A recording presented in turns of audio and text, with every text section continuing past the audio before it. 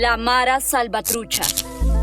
Pandillas violentas que han conformado todo un ejército juvenil armado y temido por donde pasan. Tienen su propia forma de hablar, caminar, vestir e incluso su propio lenguaje de señas. Llevan tatuado todo el cuerpo y la cara con signos y símbolos que significan lealtad y amor a la banda criminal. Carcomen a toda Centroamérica. Su nivel de violencia es tétricamente majestuoso.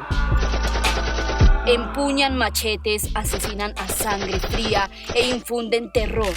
Tanto así que el gobierno de Estados Unidos los ha catalogado como una organización terrorista, pues su poder se ha expandido en este territorio.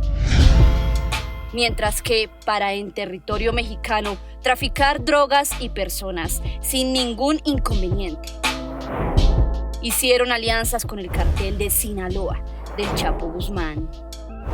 Antes de que conozcas más sobre cómo opera la Mara Salvatrucha, te invitamos a suscribirte a nuestro canal y activar las notificaciones para que sepas cuando publicamos nuestro contenido de impacto. El significado del nombre de estas pandillas es Mara, un término con el que se conocen las pandillas de Centroamérica. Salva, abreviación de El Salvador, y trucha, palabra de la jerga callejera para referirse a inteligente o listo.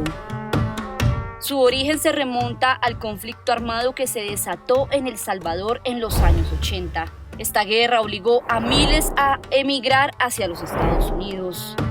Las poblaciones salvadoreñas pues migran hacia la ciudad de Los Ángeles, huyendo de diversas cosas, ¿no? Entre ellas la guerra, el conflicto político-militar, la pobreza, la migración, la falta de tierras, un ambiente hostil político, etcétera.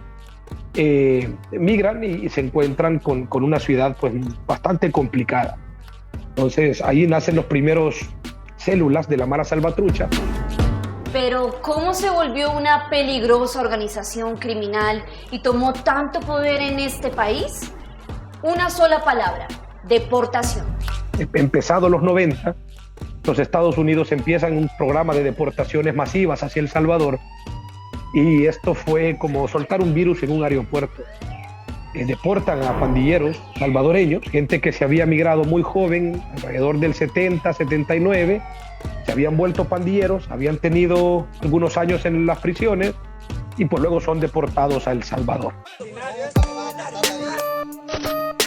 Desde El Salvador, muchos de estos jóvenes fundaron la pandilla con miembros de otras pequeñas. Con muchos de los hombres jóvenes que quedaron sin trabajo después de la guerra, fundan la pandilla, pero también hacen la migración nuevamente, ¿no? Muchos de ellos se regresan a Estados Unidos, pero no todos a la ciudad de Los Ángeles.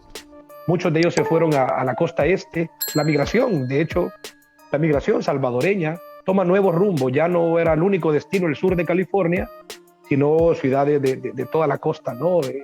Se van a Nueva York, se van a Washington, se van a Maryland, etcétera, y con ellos viaja la Mara Salvatrucha. Ahí se conocen y entablan empatía con la comunidad de hondureños, de guatemaltecos, que sentían en la pandilla MS pues más cercanía que en cualquier otra pandilla, pues porque era la única pandilla de manufactura centroamericana. Y también desde El Salvador migran hacia Guatemala, hacia Honduras, y la pandilla empieza a esparcirse. Han tomado gran parte de Centroamérica, sobre todo en Estados Unidos, México, El Salvador y Honduras. Su historial criminal incluye secuestros, prostitución, tráfico de personas, porte ilegal de armas y extorsiones. En Estados Unidos, según el Buró Federal de Investigaciones FBI, tienen unos 100,000 miembros en 40 estados, pero su presencia predomina en 3 áreas metropolitanas: Los Ángeles, Long Island en New York y en los alrededores de Washington. Organizaciones sociales han informado que la Mara Salvatrucha, Mara 13 o Mareros, como también se les conoce, cuenta con más de 70,000 pandilleros solo en El Salvador. El Ministerio de Defensa de ese país dice que tiene registrado a cerca de 12,000 de ellos en prisión por extorsión, asesinato y microtráfico. No estamos hablando de un solo grupo piramidal organizado con un conjunto de líderes o con un líder. Te lo decía al principio, se trata de una marca pandillera que se va replicando en diversos países. La Mara Salvatrucha no, por decirlo de una manera sencilla, no tiene dueño y se replica en las sociedades, hibridándose en las sociedades a las que llega. Para Juan Martínez, antropólogo sociocultural, en Estados Unidos su principal fuente de recursos ha sido siempre la extorsión.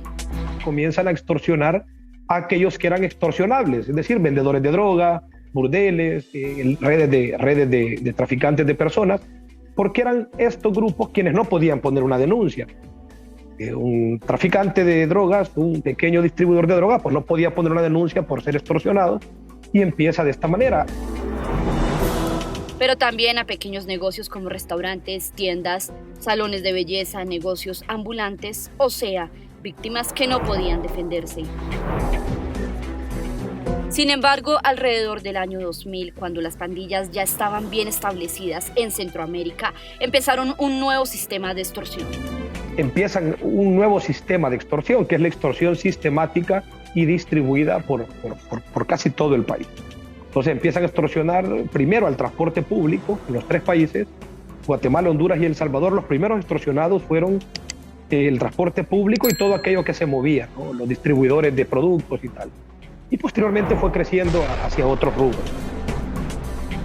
Según la Fiscalía de Estados Unidos, desde sus inicios, la pandilla ha contactado por teléfono a sus víctimas para acordar las reuniones donde recogen el dinero y quienes no paguen son sentenciados a muerte. Gran parte del dinero recaudado lo usan para la compra de armas en Estados Unidos, otra para sostenerse económicamente en El Salvador. Y saben escoger a sus amigos. La Mara Salvatrucha o MS-13 se alió con el cartel de Sinaloa para que la pandilla transitara por el territorio mexicano con tranquilidad, mientras defienden al grupo narco de sus grandes enemigos, los Zetas. Sus actos criminales han cobrado miles de vidas, lo que ha llamado de manera alarmante la atención de las autoridades de Estados Unidos, tanto así que el Departamento de Justicia etiquetó a varios de ellos con la palabra terroristas. El fiscal federal interino para el Distrito Este de Nueva York llegó a responsabilizar a la Mara Salvatrucha de estar detrás de las olas de muerte y violencia que en 2021 ha invadido y ha aterrorizado a varias comunidades. Según un estudio que elaboró Instant Crime, una fundación dedicada a investigar el crimen organizado en América Latina y el Caribe, la Mara Salvatrucha 13 estaría recolectando hasta $45 millones cada año en El Salvador, mientras que en Honduras se estima que cada camarilla de la Mara gana más de $2.5 millones al año, cobrando el derecho de operar a cooperativas de taxis y autobuses. Para el antropólogo sociocultural Juan Martínez, ha pasado de ser pandillas a convertirse en mafias. Ya ni siquiera mafias locales, mafias nacionales, con capacidad ya no solo de extorsionar, sino con capacidad de establecer negocios, con capacidad de hacer acuerdos con los estados. Actualmente, el gobierno de Nayib Bukele en El Salvador y el gobierno de Juan Orlando Hernández en Honduras tienen acuerdos y pactos intermitentes con la pandilla. Tienen varias pandillas locales de enemigas, pero la principal. Alrededor del año 1988-89 se da una ruptura de una alianza, la primera gran alianza de la Mara Salvatrucha con una de las pandillas, yo diría, más grandes del mundo, el 18th Street, ¿ya? O la pandilla de la calle 18, y se da una ruptura y empiezan una serie de conflictos y desde ese momento se vuelven como el enemigo número uno de la MS y viceversa. En tanto, la permanencia en la Mara es hasta el final, y la más pequeña traición y deslealtad se castiga con la muerte. De acuerdo a su lema, vives para la Mara o mueres por la Mara.